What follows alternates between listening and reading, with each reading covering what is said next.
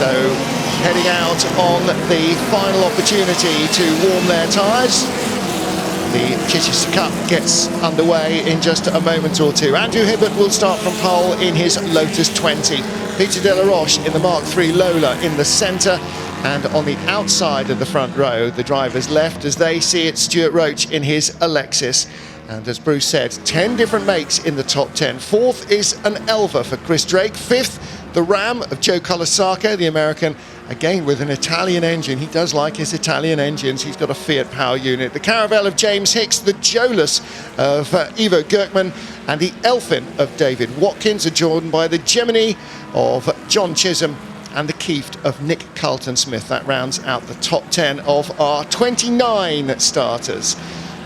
Lotus 20 for Martin Albert starts in 11th. The first of the Coopers is number 37 for Andrew Taylor in 12th. Another Lotus 20, Stefan Gerbstel on the outside of that row of the grid. The Britannia of Keith Pickering and the Lynx of Pierre Guichard are 14th and 15th, ahead of the Emerson of Trevor Griffiths. A second Mark III Lola, Phil Folks, and the Wren with its Ford engine is Martin Bullock's car, 18th on the grid. 19th, the Envoy of John Hutchison Jr.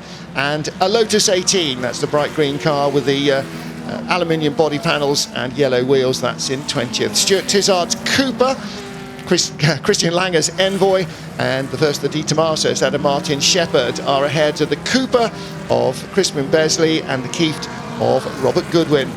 The unique Swedish-built Sveber of Lars Goran Sjöberg, who's part of the family that originally created that car, the Cupra of Jeremy Buckley, and the Tejero of Bill Hemming, ahead of the Wayner Fiat of Carlo Maria del Conte.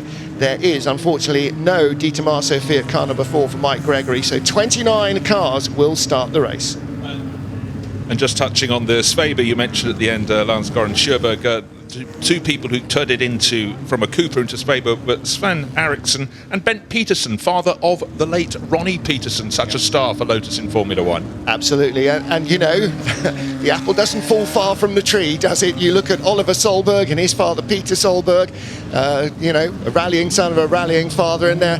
Graham Hill would be another classic example. Son Damon got into the same business by a slightly more roundabout route, but when you grow up in the environment that young boys do, where their fathers are racing, whether it's 2 wheels, 4 wheels or aeroplanes or whatever, that tends to become the overwhelming interest. So the field has completed its formation lap. Plenty of heat in the oil and in the engine, hopefully not too much heat in the brakes, but enough in the tyres to make a getaway acceptably quick. So this wide variety, 29 cars on the grid and at least 21 different manufacturers represented here. That was the beauty of Formula Junior. The green flag waves, we are ready to go racing for the first time here at Goodwood. The Union flag drops and away we go. Decent row, front row start from Andrew Hibbert and from the outside Stuart Roach, but Peter De La Roche did not get away well in the blue Lola with the yellow noseband. He's having to hang on for third place ahead of James Hicks in the Caravelle Ford, which has gone around the outside. No, it hasn't. The long nose car didn't get through. So it is third place for Peter De La Roche, the blue car with the yellow noseband. Everybody else now just trying to feel the grip levels, because the formation lap is one thing, but when you go racing, that's an entirely different level of pace. Indeed, two brilliant front row starts, one not so good. In fact, James Hicks, I think, went back many positions from the second and third row, but the first 3, as expected, have escaped. And unfortunately, car 71, James Hicks, who made that poor start, well, clearly there was a problem with the car. That's why he was slower. He's pulled off, so that was the shortest race imaginable. How disappointing. And of course, the Hicks family totally tied up with that car, because Bob Hicks designed it and raced it back in the period. Yeah, the whole year waiting for the revival, and it breaks down on lap 1. Here comes the challenge for second place, that distinctive Lola of Peter De La Roche, looking on the inside of Stuart Roach's orange Alexis. He's got the line. Has he got enough room? They will give each other racing room, because as they said in the collecting area to Ed, any touch of wheels here is going to be potentially very dangerous, not least to say expensive. So Andrew Hibbert leads across the line, Peter De La Roche in second, Stuart Roach back in third. That's how they qualified. They come across the line 1, 2, 3. at the start of this 20-minute race. Well, small cars make a track look large, and you can see the beauty of Formula Junior. These cars can get so close together. The next in line is car number 55. Chris Drake. He started fourth, but clearly was slower in practice, is slower in the race. So the race is spacing out, but these top three will not space out. It may boil down to the top two, with Peter de la Roche now leading in the loader, because he and Andrew Hibbert very, very close in official practice. And they do race each other regularly in these cars, week in, week out. Several, probably about a dozen race meetings every year. They are out in the cars racing each other. Chris Drake in that long, low-nosed Lola. He had problems in practice. He spun out about 2/3 of the way through practice. Looked like he had a couple of issues with the car, and he is certainly not on the pace of the front three. So it's about Andrew Hibbert, Peter de la Roche and Stuart Roach. And right now, the Lola just starting to creep away from the white Lotus behind. Now what they have is knowledge of their cars. Confidence is the key word. Grip will still be very much in abeyance at the moment, but they have the confidence to pitch their car and believe in it. People further back might take several laps until they really can commit. Little twitch there from Andrew Hibbert. So it goes to show into Woodcote there really isn't as much grip as they would like, but they're finding grip where they possibly can. One of the key things here at Goodwood is the more you know the car, the faster you're going to go. Now, it sounds like a really obvious thing to say, but if you regularly race your car for years and years, then you will have a real intimate feel for it. And particularly drivers who are getting onto machinery in the bikes or into cars that they're not so familiar with, they're going to struggle. And our leaders are now already well clear. Stuart Roach has dropped back, and that leaves Chris Drake in third place, who's already 7 seconds back. Well, dropped back really enormously, and unfortunately dropped out is the term I have to use for Keift Pickering, car number 140. And in fact, that is why the outside front row starter has pulled to the side. So 2 cars in 2 moments. Keift Pickering, and then unfortunately for one of the front runners, the guy running in third, Stuart Roach, over and out for this race. So disappointment for them, but a classic scrap at the front of the field. But at the moment it's the Lola in front, Peter de la Roche. Just I sense, Martin, he had that poor start. He caught up with the first 2 again. Is he pulling clear? Just a little bit every single lap. Sort of is, but then when they come down the straight here, Andrew Hibbert just seems to close. There's some real trouble there. There's a wheel missing. Only one. Car comes, that's one's enough. And that looks more like a collapse than damage. Yeah, car goes off because it's shedding the wheel. Whole left rear suspension has collapsed. Now, I don't know whether that was contact or not. Well, that's Phil Fuchs having a very, very scary moment on the Sunday morning, but mercifully physics was his friend, and a few more degrees and he might have gone to the tyre wall, but out he comes. Again, look how small these Formula Junior cars are. They are absolutely tiny, but bodywork missing the rear end of the car, effectively. Yeah. The bodywork for the tail It's has another come Mark away. III Lola, and that one, in fact, was the first one produced with glass fibre bodywork. All the previous cars were built with aluminium bodywork. Of course, glass fibre, easier to produce, easier to replace as well on a race weekend, but that will be the least of his worries. That was a very scary trip down at St Mary's. St Mary's is not a slow corner. In fact, there are really no slow corners here, but St Mary's is a pretty scary place when suddenly the car starts steering itself. So one Lola down, but the other one very much at the sharp end of the field. The safety car has been called out. What a glorious safety car to have, the Jaguar E-Type. So our front 2 will suddenly find their 11-second margin over the best of the rest, which is car number 55, Chris Drake in his Elva. They will get onto his tail. But well, that will open up again after the safety car, because our leaders are lapping in the 1:25s, everybody else in the 1:30s. So it is going to open up quite a lot. But bear in mind, Martin, of course, the safety car has come out in front of some of the people at the back of the pack. It's got to wait until it picks up number 54 Lola of Peter de la Roche and Andrew Hibbert in that white with black detailing, the Lotus number 20, car number 20 rather fittingly. Yeah. And they're just crossing the start-finish line at the moment. Right, and there is Hibbert in the background, so Hibbert has slowed down considerably more. But you're right, they will be in the safety car queue. Now, whether or not the race director, yes, he's going for the wave around. I did wonder about that, because what the safety car has done obviously is neutralise the race immediately, but wants to wave everybody by until he picks up the leader. Now, of course, with no pitch-to-car radio, it's a little bit hard for the officials to really get messages through to the drivers, so it has to be done the old way. If you get waved by the safety car, it's a little bit like when you come here and you're driving into the centre, the marshals go, oh, just go around the track. No, that's the wrong way round the track. No, it's okay. It just feels so wrong. It must feel very wrong to be, even when you're waved by, to be passing a safety car, because among all the things that we know you should never do, passing a safety car is way up on the list. But he has now picked up the leaders. The lights don't seem to be on the roof anymore, but that stranded Lola needs to be moved. There you can see the tube framework around the car. These were not space frame chassis as you normally expect to see these days. It's a tube frame chassis. And that was a very, very wild ride indeed. And you could see, Martin, how the car's bouncing over the grass. So at any moment he could have landed awkwardly and pitched to the side. So Phil Folkes, Australian flag on the side, got to see part of the track he didn't want to see. But until that car is moved further away from the track at the second part of St Mary's, one would suggest the safety car will go around. The lights are now working on the roof. So clearly what we expected is correct. So Phil Folkes, unlucky in many ways, but very lucky in others. The way the car travelled across the grass, didn't hit anything, so a big relief all round. Nice and low, and a nice rounded underside, so sort of submarined, well, not quite submarined, boated its way along there on the grass. So the Everman Garage crew from Chichester, they will just tow the car as gently as they can to a place of safety. And still a dozen minutes left of racing. Now, what this has done, of course, is Delaroche and Hibbert, the top two who had run away, are now with their rivals directly behind them.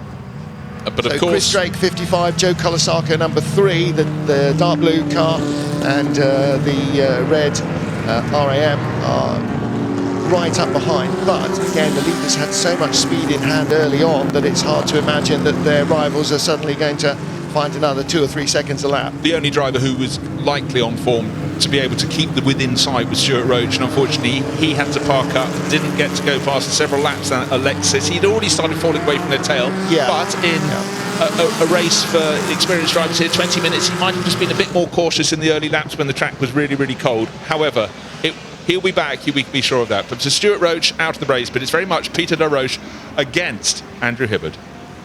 And behind, there was actually quite a good battle shaping up. Chris Drake in that long-nosed Elva with Joe Colasacco and the red Ram behind.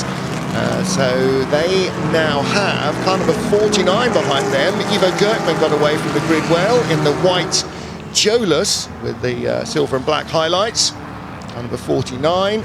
So he's in the queue behind them. And behind him in 6th place, car number 85.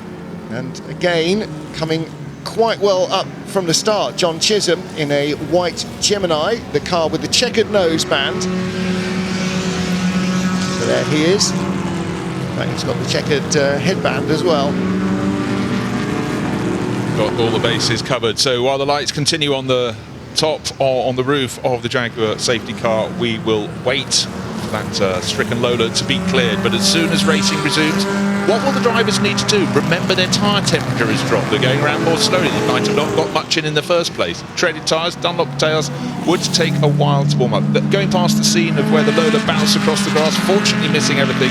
This is St Mary's, and it's such a mind-focusing corner, particularly in the morning when there isn't much heat in your tyres. When you get to Lavant, there's a bit more space. Yes, a little bit more space, but it is an old-fashioned race circuit. It's an old race circuit, and although it's in impeccable condition, everybody is very much aware that there's not many places to go when it all goes wrong. Just a little shot there of the blue car of Keith Pickering. That's the unique Britannia Ford, pale blue car with the white noseband and the white stripe. So the Britannia pulled off again with a minor failure to proceed. Safety car beetles off towards the pits. We are getting ready to go back to green flag racing, and there will be a little under 9 minutes on the clock. They're lapping at about a minute and a half a lap, so 90 seconds or so per lap. So we are getting ready to go. Safety car is nicely parked in the chicane. So our race leader Peter Delaroche making the final moment, the swerve to one side to the other to go through the chicane to get the heat in the tyres. He's going to try and drop Andrew Hibbert. Andrew's job is focused very, very much on the tail of that Lola, and let's see how long Chris Drake and car number 55 can keep on their tail in the Elva. But the pace in qualifying of the first two suggests they should be pulling clear, but great scrapping in behind. Absolutely, leaders jump away, and race control have added 3 minutes to the time, so it's immediately gone from 9 to go to 12 to go. Peter de la Roche, Andrew Hibbert pulling away, and the Drake Colsarco battle for third place, and again that will be whether or not you get to join the winners and get your garland and your cigar, because that's what's up for grabs here, and of course the joy of finishing in the top 3. So Chris Drake with the blue car, Joe Colsarco behind him with the red car. We're going to have to try and split our attention between the battle for the lead and the battle for third place. Now Joe Colsarco was in a car of a similar size yesterday. He was competing in the Glover Trophy. It was also red. It was a Ferrari, not any Ferrari, a 1512. Alas, that didn't go to the finish, so he's hoping this time he can get in the top 3. He's always a star, the American driver, a feature here. But was the Ram the sharpest tool in the box? Not back in period. Designed by American Richard Hack, built in Italy, which was an epicenter along with Britain for Formula Junior. It's great to see the diversity, Martin, a different shape, a different way of cracking this nut. Yeah, Chris Drake's Elva, probably better known in the UK. Elva were a moderately successful manufacturer in the 60s, never quite survived through the 70s. New fastest lap for Andrew Hibbert as they get back up to speed. Peter de la Roche in the lead of the race, and then the Drake Colsarco battle, and then a 3-way tussle behind Gertman, Chisholm and Watkins. Watkins has gone very well because he was some way down the grid, and no, he's in 8th place. Started 8th. He's there or thereabouts in the Elfin Ford. Go back to school, Martin. School trial French, Elva. That's what the name means. She goes. Exactly right. Yeah, so race car names come from all sorts of bizarre combinations of drivers' names, initials, pets' names. But Elva, yes, Elva, she goes. Is that where Rover was named? Peter de la Roche, our race leader in the Lola, the blue car with the yellow wheels and the yellow noseband, being harassed by Andrew Hibbert. Andrew towing up behind him now in the Lotus Ford. We heard the driver say there's not an awful lot of slipstream advantage. Where's Hibbert gone? There's Hibbert going very slowly indeed. He's just had a spin as we were following the leader, looped around in St Mary's. Well, that's really interesting, because just looking at the camera focusing on the race leader Peter de la Roche, he's taking it right out to the white line on the edge of the circuit. That's how well he knows his car. Another inch or two to the left or right, you're suddenly on the grass and round you go, and clearly that's what's happened to Andrew Hibbert in the chase. Yeah, just tiny touch on the damp grass and it's looped itself around. There's precious little grip from these tyres, and when you take that away, particularly the outside tyre that's doing all the work, around she went. However, he's already got by Joe Colsarco, so he's already up to 3rd. Let's take a look. Whoa, that was a big moment. Well, was that Hibbert? No, that's someone else spinning, because he would have been much closer, surely, to the 10. No, it's one of the Coopers. A Cooper, yeah. So, but that will have been a similar incident. He was closing on the leader, inching closer on the leader. That was Stuart Tizard for completist point of view, so it would have been a fairly similar accident. You just don't have enough grip, you're running too deep into the second part of St Mary's, you touch the grass and round you go. And Andrew Hibbert up to 2nd, he's got by Chris Drake, so Chris Drake now with Joe Colsarco, the red car behind. If that is still the battle for 3rd, the battle for victory is pretty much over now. Here is how close they were, and there is Andrew Hibbert. And didn't even get to the grass. Curb was cold and damp enough just to take, and you know, that unsettling of those rigid curbs, when you've got the contact patch the size of a credit card, if you halve it by bouncing from curb to curb, from ripple to ripple, then yeah, there's not much left. And unfortunately, that looks like an unassailable advantage for Peter de la Roche. It really does, because the clock, even with the extra 3 minutes added on, has only got 7.5 minutes remaining in it. But it's a classic case. The curbing, painted curbs, you're always taught to stay off them if you can. If you're in a touring car, doesn't matter, you clatter over them. But the grip level just goes down by, let's say, even 10%. That's enough to tip you around. Yeah, absolutely. They're not leaving 10% of margin anywhere in these cars. They need all the grip that they were endowed with by their designers. Again, back to the battle for 3rd place. Chris Drake, Joe Colsarco. And after the disappearance of the orange Alexis of Stuart Roach on lap 1, these guys who qualified 4th and 5th now battling for 3rd, and Colsarco's got a good run. The American goes through now. Is that a problem for Chris Drake? in that Elva. Well, you were talking about how little advantage you have in slipstreaming, but Joe Colasacco, the American racer, really tucked in. You don't get much of a slipstream off an Elva. It's the lowest car in the field. It's the boxy Ram looks very different indeed, but he worked whatever he could into forward water and made that move stick. Great bit of driving by Joe Colasacco. Looks like he had a really good run through Madgwick and just carried that momentum. And these are cars where momentum is everything. You don't just give it all the beans and use the raw horsepower, because the raw horsepower just isn't there to give. So it's getting that run and probably right from the chicane, a good exit from the chicane, carry the speed through Madgwick, and then gradually through forward water you find that advantage. But once more, when you're in front, it's much harder to judge what the driver behind is doing, and that's one of the advantages that Colasacco had of following, is that he can see what the car in front is doing. Now he has got to be millimetre perfect, because Chris Drake is right behind him in the number 55 Elva. Looks like an even exit for the pair of them in third and fourth places. Drake ahead of behind Colasacco now. Last time it was the other way around, but who is going to gain? I sense the Elva is now tucking in under the rear of the larger, lumpier Ram. Here we go, a big battle just outside the top 10. There's the Lotus 18, the bright green car with the yellow wheels, number 147, that's Clinton McCarthy. And we have a couple of cars that have clearly had a bit of contact, and one has tail-ended into the tyres at the edge of the circuit. Can't pick out, there's a 54 by the things, which would make it Peter de la Roche's car, is it? Is that our race leader? It is. We think he has had a clatter into a tail, a back marker.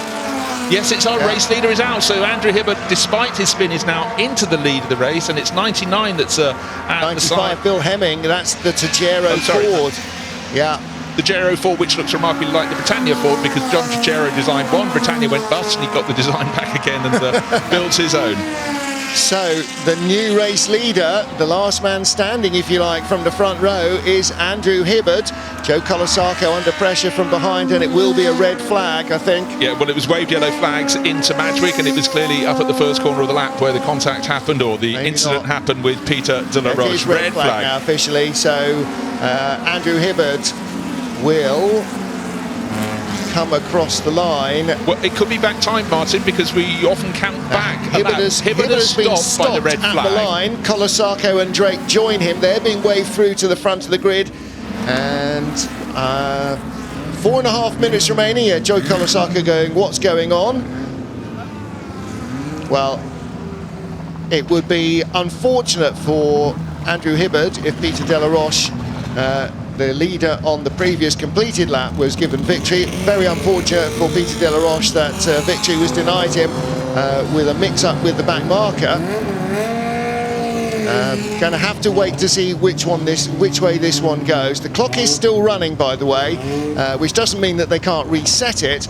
But I don't. With less than 5 minutes on the clock when the incident happened, I'm not entirely sure that the race directors will look at the restart. I think that's pretty unlikely. Yeah, some of the cars have continued down onto the grid, but the back half of the pack are being taken off the circuit, so they're going back to the paddock. The race is over, so I think it's just speed of reaction there, throwing the reds. I think pretty much when we saw the two cars by the side of the track, there is no runoff area there at all, and when it's full of machinery, even less so, obviously. So spectators down there enjoying some fantastic racing, and also they saw the race lead change a couple of times right in front of their eyes and just below their feet. So Andrew Hibbert is out of the car, and Joe Colasacco out of his car as well. Chris Drake in the centre, and that will be third place for Chris. What happened there? I don't know. Andrew Hibbert will possibly have recognised that Peter de la Roche was in that incident in front of him. I'm sure he was close enough. Was he? He was about 7 seconds back. He might have been close enough to have seen. He might have recognised Peter's car. He knows it well enough. But yeah, little flurry of confusion as the race control reacted to the information from the marshals on the scene. Good morning, all of the marshals and officials, and thank you for your time and your efforts. All volunteers, all loving their motorsport and getting right in there. So Joe Colasacco and Chris Drake, well, there was a good battle. They had a good battle, and it was shaping up to an even better battle. And a strange end to the race for Andrew Hibbert. He's down there with Ed Jones. We'll catch up with them in a moment or two. But as of now, and the fact that he's been waved through, I don't think we're going to get to a count back, so I think we have our race winner in Andrew Hibbert. Andrew, I've just seen on my phone here, you are now in the front, so you've won the race. I mean, an extraordinary race. Yeah, I'm messed up out there, as you saw, and had to play catch up a bit. It's very disappointing to see that Pete's over there in the grass or in the wall. Hope they're okay. It's a shame when things like that happen, but we'll see what happens. I don't know quite what the result is, so if we've won, then that'd be good, but it's a shame about that. Yeah, the drivers got out of the car, so they're both okay. So what happened at Lavin? Did you just get a wheel on the curb? Yeah, I just touched the wheel. It's a little bit too soft on the rear, and it just rolled a bit too much and then fell onto the curb, and round it went. And I thought, damn. A spin and a win, not bad. Thank you very much, well done. And racing driver here, P3 on the grid. I bet you're looking forward to that, aren't you? Come on, let's ask you some questions. No, I think that's a wrap from us. Well done, Andrew. Well done to you, well done. Got a pick on you. Everybody knows that he is going to be starting from the front row of his race, the Lavin Cup, later on today. Well, a slightly truncated end and a safety car in the double espresso adrenaline pump that is always a Formula Junior race. So that is how the Chichester Cup ends, with Andrew Hibbert victorious.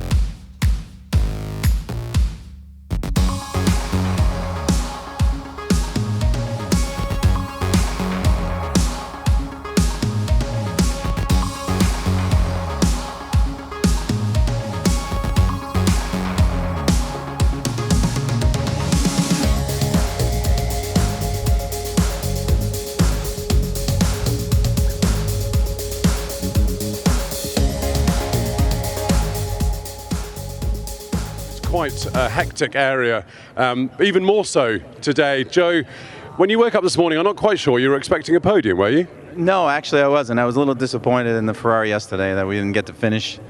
It was a shame with all the big effort from the team and the car owner, Larry Ariana, to get the cars here. And I said, just got to finish this race. It's been a couple of years since we've been out here on the start-finish line after a race, and I'm happy for the team. I'm happy for the owner, and it's just a good feeling to be back. Good, clean race. You know, this great little ram. It's an oddball, but you know, it's went from a goat to a ram today. Congratulations. Thank you. Right, Chris, here he is, as if on cue. Chris Drake. That was a busy one. Yeah, it was a busy one. And I mean, this whole weekend for me, I was in the Glover yesterday, and it was kind of like, I'm quite happy to be fourth or fifth. It's going to be an attrition kind of thing. And, you know, you just got to get in the car, drive the best you can and see where you come. So I've raced with all these guys a long time, and Joe's amazing. And, yeah, I'm fortunate to be standing here, to be honest. But, hey, mate, I'll take anything. It's great. Well done. Thanks very much.